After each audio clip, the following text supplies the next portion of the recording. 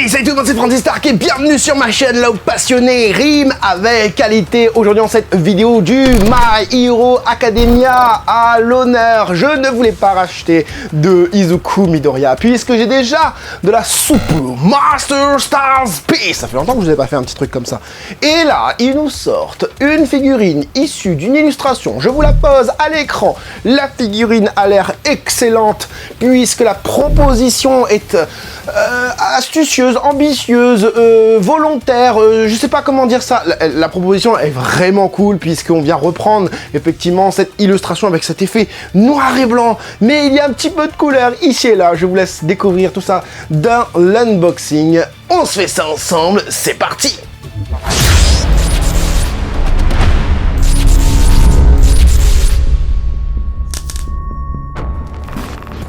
Elle mesure environ 23 cm.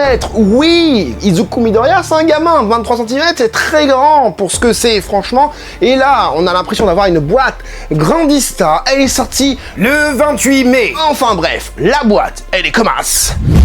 Boum! Et bah ouais, tu vois, quand je te dis qu'elle est belle la boîte, c'est que tu peux même la mettre sur le côté, comme ça, franchement, c'est cool. Elle me vient tout droit de mon partenaire, Jump Ichiban, qui n'est autre qu'une boutique française située au Japon. Elle ne fait que de l'officiel. Elle vous livre les figurines très rapidement par FedEx. Et ça va très très vite, et en plus de ça, il n'y a pas de frais de douane. Tu cliques, tu commandes, ça arrive directement chez toi, c'est cool. Votre serviteur vous a prévu un petit code promo qui s'affiche maintenant. Vous pouvez aller dans le descriptif de cette vidéo, faire un copier-coller et le mettre directement sur le site. Le lien du site est aussi dans le descriptif, hein. J'ai besoin de rappeler tout ça. Allez, c'est parti pour la petite figurine d'Izuku, noir et blanc, hein, voilà. L'illustration, elle est là, hein. Sur la boîte aussi, elle y est. N'oubliez pas, dans le descriptif de cette vidéo, vous pouvez directement aller et venir grâce au timecode que j'ai pris le temps de mettre pour que vous voyez ce qui vous intéresse, hein, le sculpte, les teintes, les proportions et bien évidemment la musique badass si j'y arrive, parce qu'avec My Hero Academia c'est de plus en plus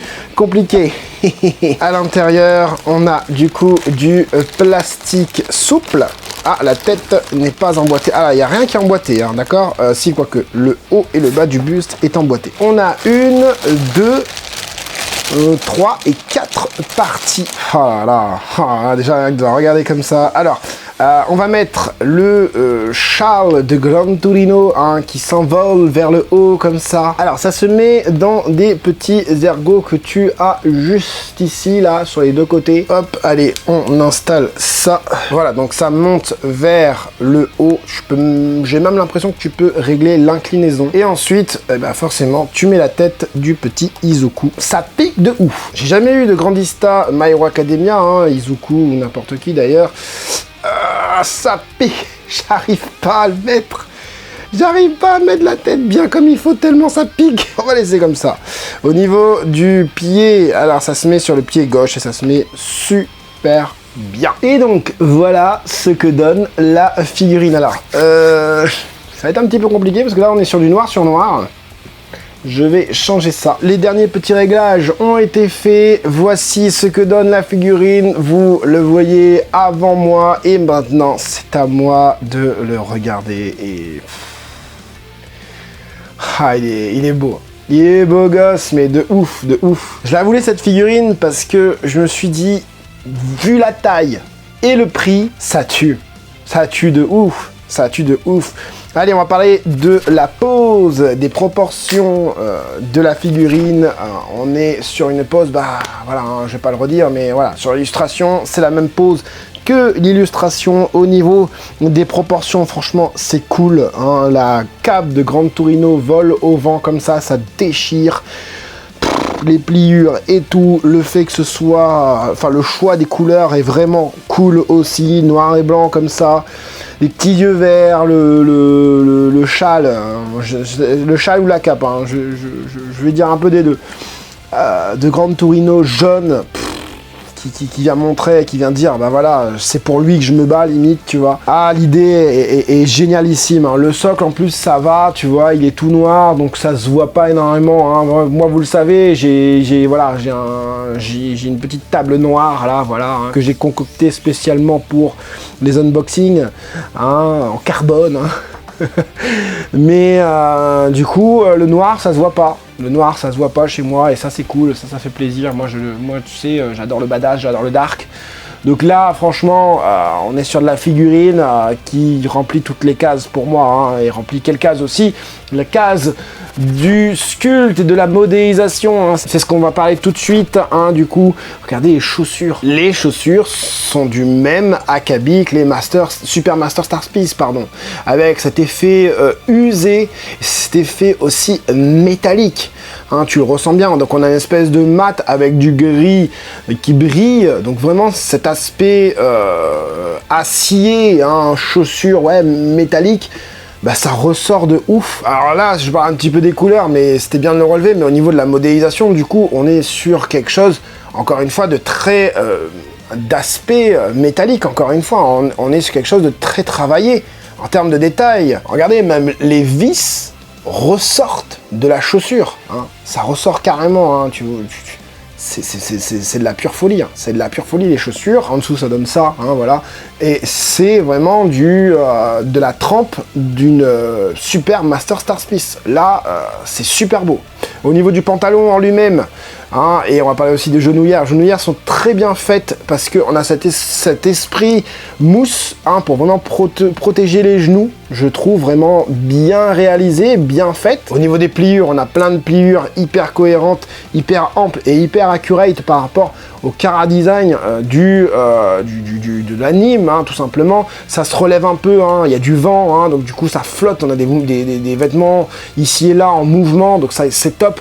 Pareil au niveau du t-shirt, hein, regarde le t-shirt de super-héros, on va dire ça, UA, un esprit de flottement à l'arrière par exemple, ici, hein, tu le vois, hein, et les pliures hyper cohérentes, encore une fois, c'est super beau, hein, le petit truc au milieu, l'espèce de couture au milieu, superbe. Là aussi, le bas du pantalon est génial. Au niveau des coudières, bah, c'est le même système que les genouillères, c'est-à-dire un cet effet un peu mousse. T'as cette sensation mousse, en fait. On a l'impression qu'on peut appuyer dessus et que c'est en mousse. Donc c'est vraiment bien fait puisque c'est lisse et tout. Et ça repart tout de suite, hein, sur... Je vais essayer de te montrer ça en même temps. Et ça repart tout de suite sur des pliures, du coup. Donc on a vraiment l'impression qu'il y a quelque chose à l'intérieur... mousseux, hein, c'est vraiment bien fait, hein, c'est vraiment bien fait. Au niveau des épaules, très en relief ici. Voilà, j'essaie de te le tourner pour que tu vois bien le relief, pareil, des pliures ici et là. J'ai pas dit, mais le UA, c'est pareil, c'est le truc blanc-gris là, c'est en relief. Tout est en relief, c'est énorme, c'est énorme. Au niveau des mains,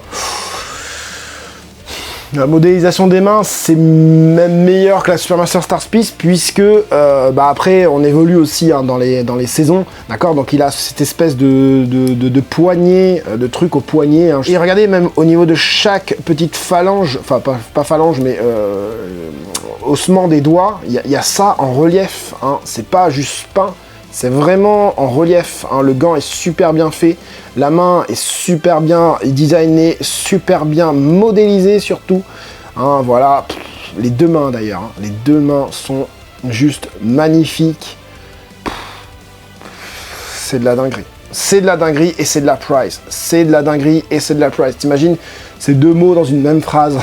Dinguerie et price, ça n'existe plus depuis un petit moment déjà, et là on en a. Au niveau du Izuku en lui-même, alors je vais essayer de vous montrer ça. Alors voilà, là on est vachement près. Regardez au niveau de la cape de Grande Torino, texturée, griffée, impact, damage, usure, déchirure. C'est quoi cette cape? C'est quoi cette cape, hein? Regarde le dessus, voilà, hein, plein de petits traits, plein de petites choses, hein, et j'aime bien comment ça s'est fait. Ah, ça là, cet effet là, écorché du sculpte. Oh mais ça c'est fou, j'adore. Même le dessous, il est travaillé. Ah, ça touche la caméra. Même le dessous est travaillé avec plein de petits stries et là, des petits ciselages, des pliures aussi assez cohérentes. La forme qui fait que la cape se soulève est superbe. Tu vois là, ça rend super bien, hein, avec des petits boutons ici aussi, d'accord. Et au niveau du visage. Alors du coup moi je veux absolument qu'il ait bien la tête dans la cape, voilà. Mais sinon, hein, on voit, hein, la bouche et tout ça. J'ai plus envie de l'enlever parce que ça pique tellement au niveau des cheveux. Les mèches de cheveux, c'est de la folie. Hein. Chaque mèche de cheveux, c'est pointu. Chaque mèche ont un travail au niveau des lignes à l'intérieur des mèches, d'accord. On est sur une désinvolture, j'ai envie de te dire, concernant la forme de chaque mèche, d'accord. Franchement, très aléatoire. C'est dinguerie, regarde-moi, même les mèches de devant. Hein. Ici, là, tu vois la petite espèce de frange qu'il a ici.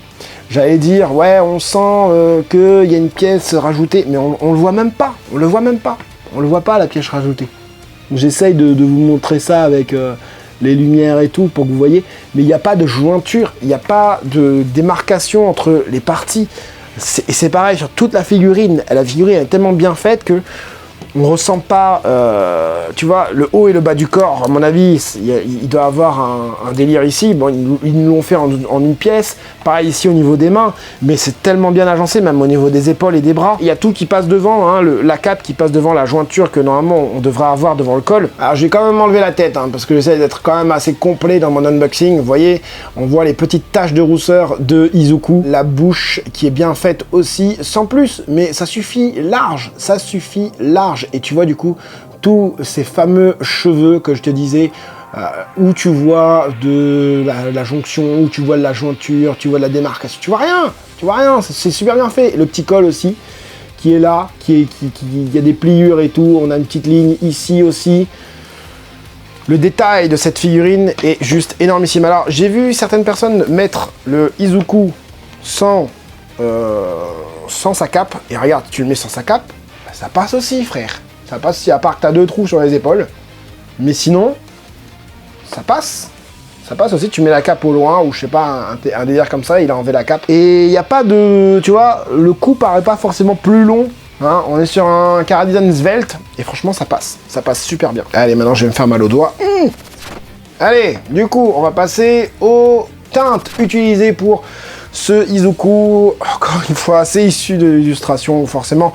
On a des teintes. Alors, on a de l'aspect légèrement brillant, on a des teintes différentes pour les noirs et tout ça, hein, d'accord, on va en parler.